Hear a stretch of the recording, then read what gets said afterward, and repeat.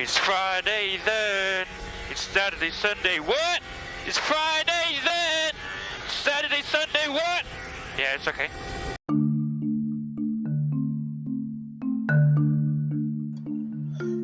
What's up? This is Jeff. Welcome to Jeff's podcast. Today, we're talking about the Royal Rumble, and I have already watched the Royal Rumble match as the event features new twists, new surprises, and new winners, as they're going to punch their ticket to WrestleMania, which is held as a two-day event for the 38th installment coming this April. The 36th installment takes place at the WWE Performance Center, where the event is expected to be held at the Raymond James Stadium in March 2020, but the event has been cancelled due to the spread of the COVID pandemic, so the event takes place at the WWE Performance Center. Then, the 37th installment is moving back to Raymond James Stadium, held last April 2021. The Royal Rumble match is one of my favorite segments to determine which number one contender will be fighting out to become the last person standing on top of the ring and choose which champion will be facing at the upcoming WrestleMania.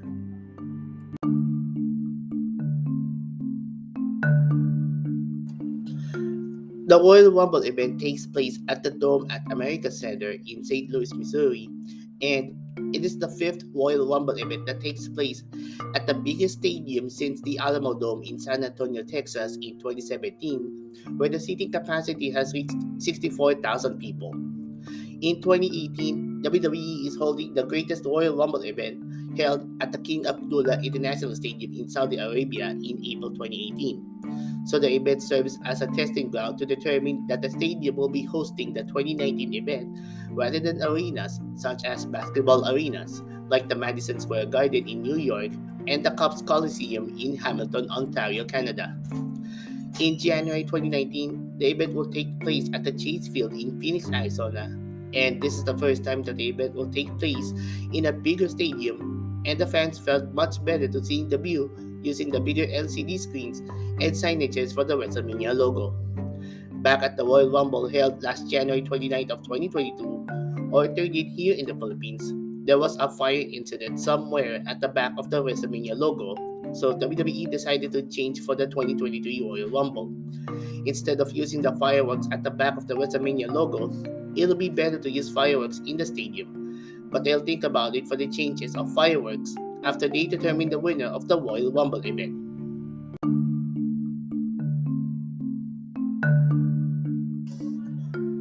First up, we're talking about the Women's Royal Rumble, and it'll be the fifth Royal Rumble event will be held to compete for the women's division, since Asuka won the first ever Women's Royal Rumble match in 2018, and they bring some newcomers, Hall of Famers, legends, and NXT rosters to compete against 29 female competitors to determine who will punch their ticket to WrestleMania. In the Women's Royal Rumble, Charlotte Flair holds a record for the most number of Royal Rumble runners-up with two, and she is joining the list of the male Royal Rumble entrants who had the most number of Royal Rumble runners-up. 28 is the number of Royal Rumble winners by an entry number in the women's division, and the latest is Ronda Rousey, who returned to WWE. Back in September 2021, she announced that she will go on maternity leave to focus on becoming a mother together with her husband and former MMA Travis Brown. It's a good thing she's back as she targets either a Raw or a SmackDown Women's Champion to face with.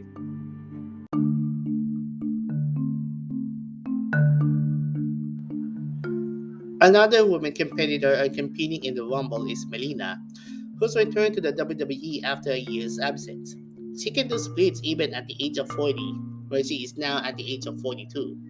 And a few surprises such as Ivory, who wears the white sensor gear, and Mighty Molly wears the superhero gear inspired from the Hurricane. Some superstars are wearing anime-themed gear, such as Sasha Banks' Sailor Moon gear and Selena's Madara Uchiha gear. Something tells me that most wrestlers required anime and comic wrestling gear, just like Johnny Gargano did. Then Mickie James returns to WWE and holds the Impact Knockouts Championship belt. Okay, James returns to WWE after the Trash Bag Gate incident in 2021, where she is one of the wrestlers who was released, and before the Rumble, Impact Wrestling are in talks with WWE to bring James to participate in the Rumble with the Knockouts Championship belt after the Hard to Kill pay-per-view event where she faces Diona Purrazzo in a Texas death match for the title. In the comicbook.com article, Impact Executive Vice President Scott D'Amore explained that WWE wanted it, and the company's philosophy is always to work with other major promotions to create buzz for the fans. He added, "There's never been a time like this for wrestling fans." In a 12-month period, the company has worked with different wrestling organizations and became the nexus of the Forbidden Door era.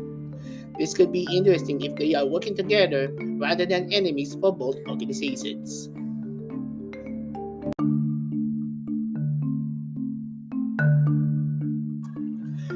And last is the Men's Royal Rumble, and it hasn't changed a bit, and they receive a shocking twist for the segment.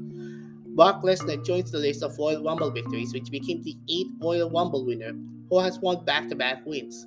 He won at the 2003 Rumble, and he is going to chase either Roman Reigns for the Universal title, as he is going to sell the score at WrestleMania. Lesnar is the 30th entrant in the Rumble, which means the number entrant ties the record for the most number of winners by an entry number with 4, along with number 27. 27 is the luckiest number to win the Rumble. Almost became the third Royal Rumble entrant who had the highest number of wrestlers in a single elimination with 6, along with Muhammad Hassan in 2005 and Rikishi in 2000. The top goes to Mabel with 8 in 2007 and Bizarre with 7 in 1994.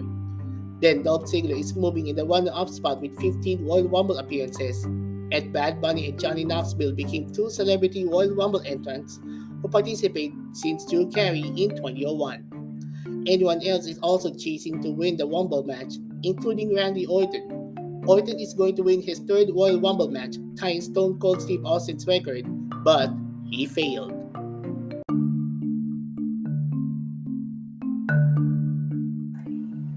Before the Rumble match and competing in the Squared Circle, comicbook.com told about Randy Orton's plan that he is planning to retire from the Squared Circle. The 41-year-old athlete told that he is doing everything in his power to keep his body healthy physically so that when he does hang up his boots, it will be on his own terms. He explained that he had no interest in pivoting to a part-time role, as wrestling once a week keeps him in good shape. Edge continues to wrestle at the age of 48 after winning the 2021 Royal Rumble. The WWE Hall of Famer has no plans on getting back to retire, but it depends on his health condition.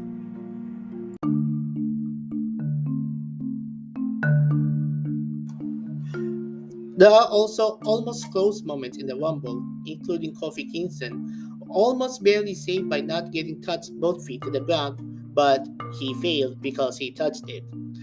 Kingston has saved the Rumble several times. Never forget what happened in the 2011 Royal Rumble when John Morrison barely saved by not getting touched both feet to the ground. So there you have it for the Royal Rumble. Do you think that this year's Rumble is better for the show, or back to square one to bring old superstars and new superstars to compete in the Rumble coming next year? Pat Patterson made the idea, but after the passing of Patterson, everything has changed the landscape for the Rumble. But they'll expect improvements for next year's Rumble. The road to WrestleMania begins right here. If you have comments or suggestions, let us know in the comments. Follow Jeff11 Manchester on Facebook, Twitter, and Instagram, and subscribe to youtube.com/KForboy. But that's about it for Jeff's podcast. This is Jeff. We'll see you in the next podcast.